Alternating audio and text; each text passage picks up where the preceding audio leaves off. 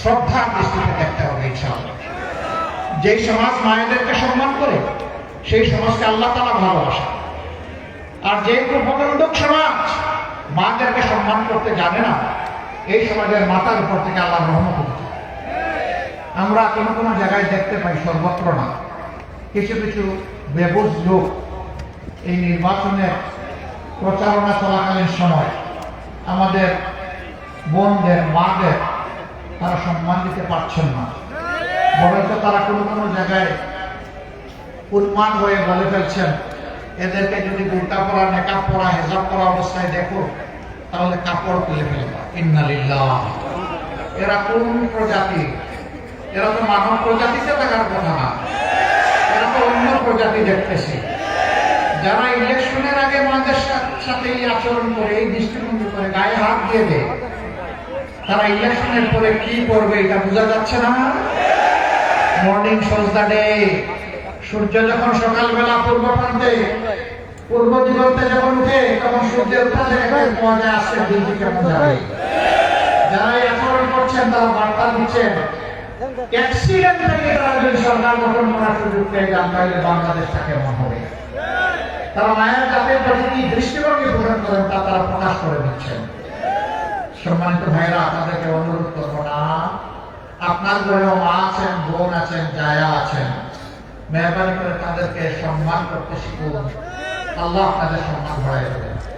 কিন্তু যদি সম্মান করতে ব্যর্থ হন, যদি নিজেদেরকে সংশোধন না করেন, আমি মাদেরকে একটা অনুরোধ বোধ করব, আপনারা চোখে চোখ রেখে বলবেন, এটি আমার অধিকার এবং আমার দায়িত্ব। হু ইউ আর এর জন্য দাতা মা, যে মারা আব্রাহাম পাহাড়কে জন্ম দিয়েছেন, উসমান শরীফকে জন্ম দিয়েছেন, যেই মারা হুসাইন জন্ম দিয়েছেন, এই মারা কারো কাছে হার মানবে না ইনশাআল্লাহ।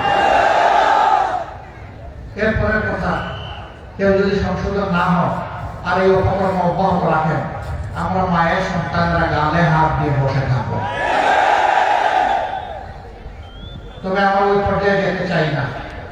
আমরা চাই গণতান্ত্রিক পদ্ধতির প্রতি নিয়ম কানুন মেনে সবাই নিজেরটা করবেন, অন্যকে সম্মান করবেন। আমরা সম্মান করার কথা, আমরা কারো কোথাও বাধা দিচ্ছি না, দিব না।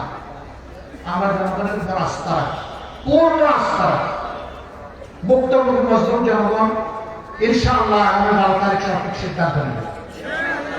একটি সিদ্ধান্ত করোনা বন্দোবস্ত, পচা বন্দোবস্তকে পরিবর্তন করে একটি সাম্য, ইনসাফের, মানবিক বাংলাদেশ করা, দুর্নীতিমুক্ত বাংলাদেশ করার অঙ্গীকার। এটি হচ্ছে সংস্কারের প্রস্তাব, গণভোট। সেই গণভোটের প্রথম ভোট ইনশাআল্লাহ তাআলা হচ্ছে হাতে পড়বে। যারা হাতে ভোট দিলেন বোঝা যাবে তারা পরিবর্তনের বাংলাদেশ চান, বস্তা পচা সিস্টেম আপনারা চান না। আর যারা হাতে ভোট দিলে তারা প্রমাণ করবেন যে আবার বাংলাদেশে তারা ফেসিবাদ কায়েম করতে চান। 2 নম্বর ভোট, আমরা একা বাংলাদেশ জামাত ইসলামী নির্বাচনে আসিনি, আমরা একটা ঐক্যবদ্ধ বাংলাদেশ চাই। সকল ধর্ম, সকল মত, সকল বর্ণ, দেশে বিদ্যমান সকল মানুষকে নিয়ে আমরা ঐক্যবদ্ধভাবে আগাতে চাই। এই জন্য 11টা দল আমরা একত্রিত হয়েছি। এই 11 দলের মাথা যাকে যেখানে তুলে দেওয়া হবে, আমরা সকলে ইনশাআল্লাহ তার জন্য কাজ করব। এখানে আমাদের নুরুজ্জামান বাহরুল, বদরুজ্জামান বাহরুল, আলহামদুলিল্লাহ, ওনাকে আমরা ওনার হাতে ইনসাফের প্রতীক জারি কথা তুলে দিচ্ছি।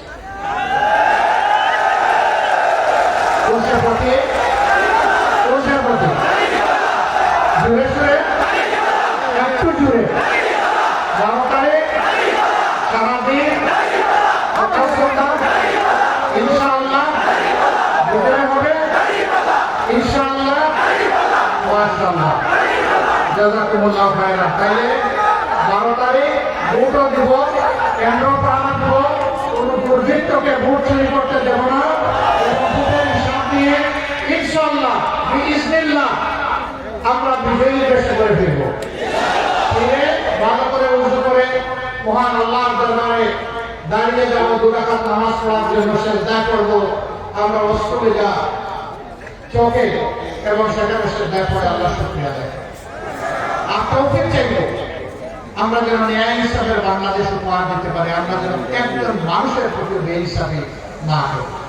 এই জন্য আল্লাহ দরবারে আমরা তৌফিক কামনা করব। আপনারা এই ভাইকে সঙ্গে নিয়ে ধরেন,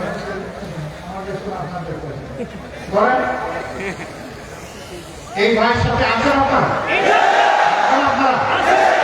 তার দিকে চোখ রাখবেন। আল্লাহ বিষয় তিনি নির্বাচিত হলে বামে কিংবা ডাবে কোন দিকে যেন হেলে না পড়ে, সিরাতুল মুস্তাকিম সোজা যেন চলে।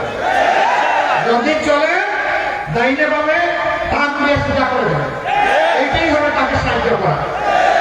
সবাইকে ধন্যবাদ। লিল্লাহি তাকবীর, লিল্লাহি তাকবীর, ইনকিলাব ইনকিলাব, জিন্দাবাদ জিন্দাবাদ, ইনকিলাব জিন্দাবাদ।